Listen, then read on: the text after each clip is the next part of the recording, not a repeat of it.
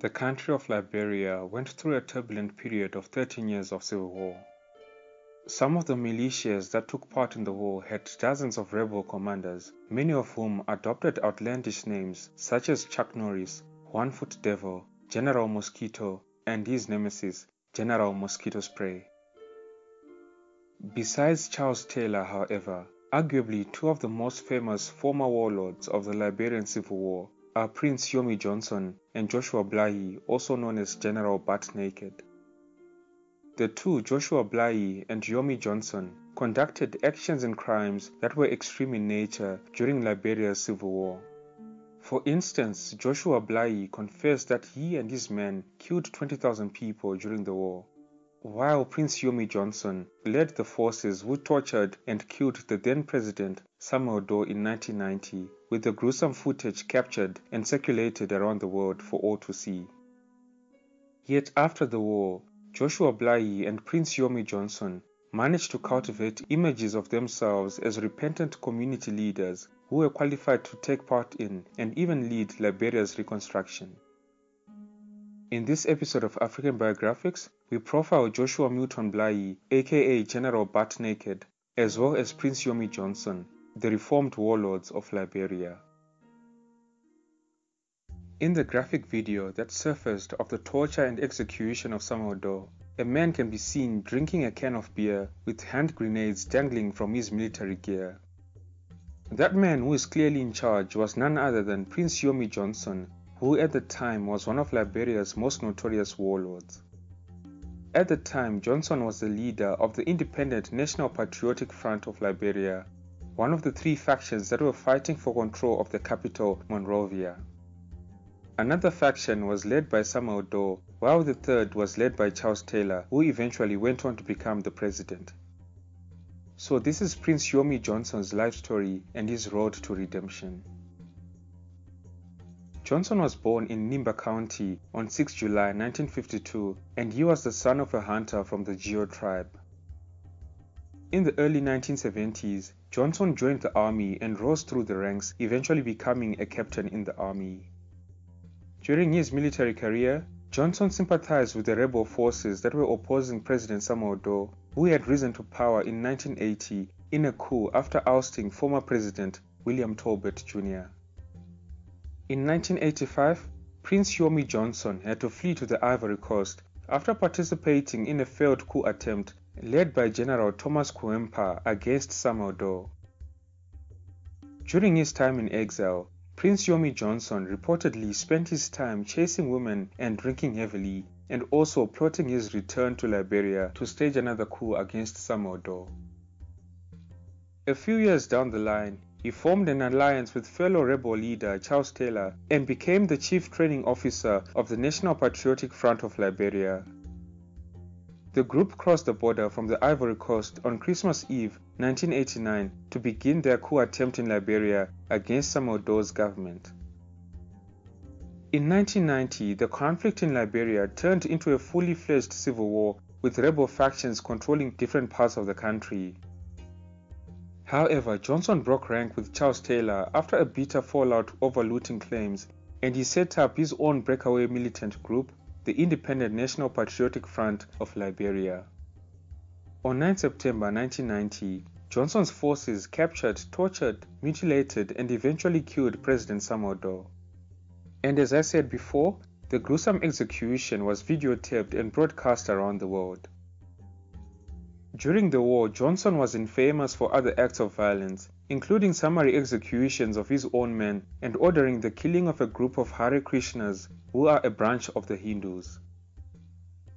Following the assassination of Doe, Prince Yormie Johnson made a claim to power that was eventually dismissed as his former friend Charles Taylor consolidated his dominance over other rebel factions, prompting Yormie Johnson to flee the country once again, settling in Nigeria.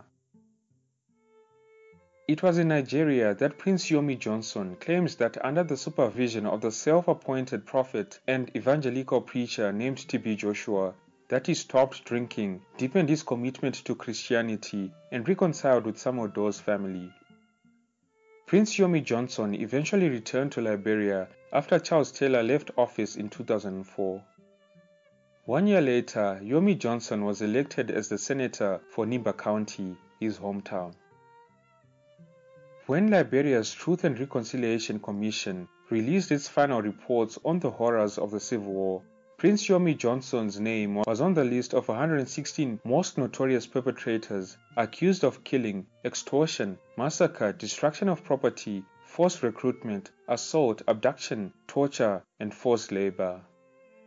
In June of 2009, the final report of this commission also recommended that Johnson be included in a list of 50 people who were supposed to be specifically barred from holding public offices, elected or appointed for a period of 30 years for being associated with former warring factions.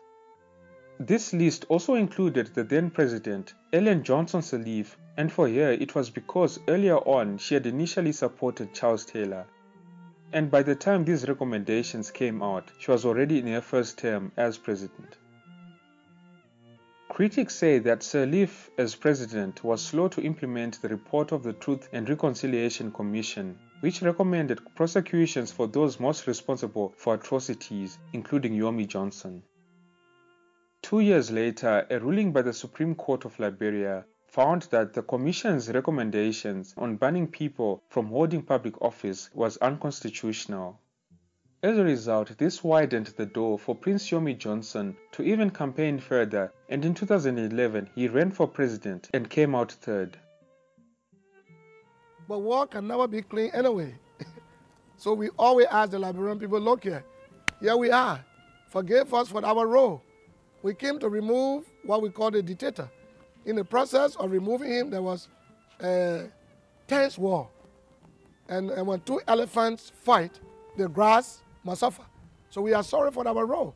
We have sincerely apologized to the people of Liberia before the TRC. We've done it from time to time.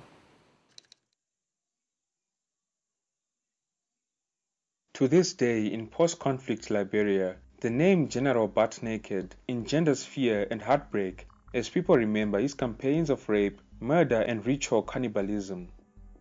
General Butt Naked was the nickname that was given to Joshua Milton Blahyi, also a former Liberian warlord. Today, Joshua Blahyi is a preacher in Liberia. He was named General Butt Naked for his strategy of leading his men into battle naked to terrorize his opponents and provide magical protection for his men against the bullets. General Butt Naked was equally infamous for killing a young child, eating his heart, and having his men drink the blood before going into battle. So now let's look at a brief history of how Joshua Blahyi came to be General Butt Naked, as well as his life afterwards. Joshua Blahyi was born on September 30th, 1971, into the Kran tribe in southeastern Liberia. This was the same tribe that Samuel Doe belonged to. As a toddler, Joshua was groomed to become the tribe's high priest, and at the tender age of 11, Joshua Blahyi became the youngest ever high priest of the Kran tribe. This choice was made for him by the elders of the Kran tribe against the wishes of his parents.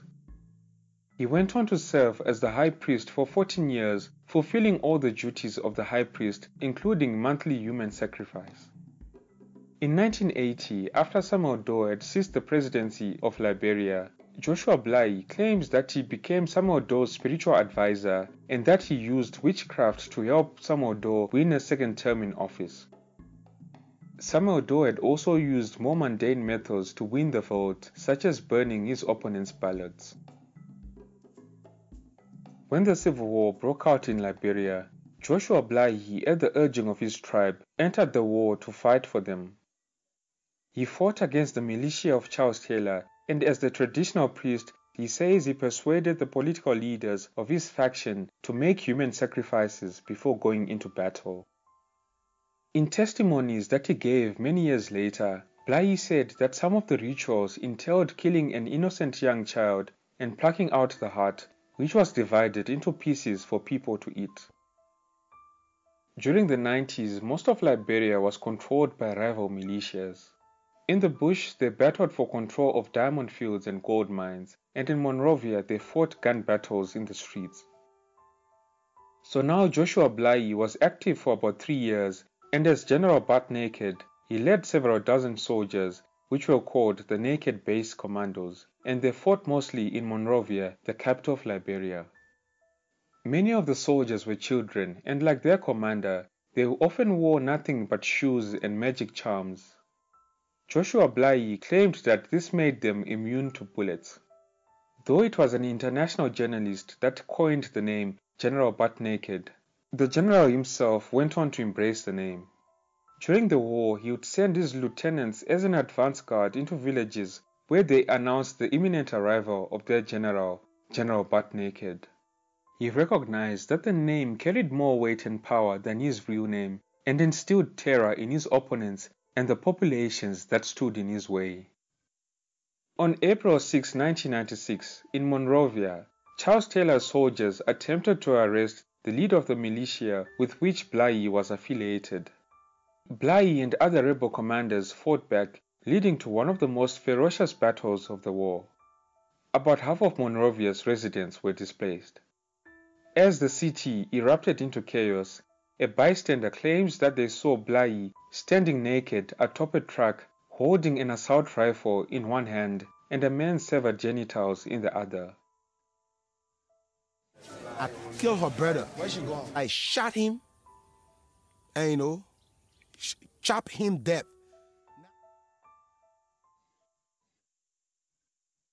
Joshua Blahyi fought until 1996 when he says he had an encounter with Jesus Christ that changed everything.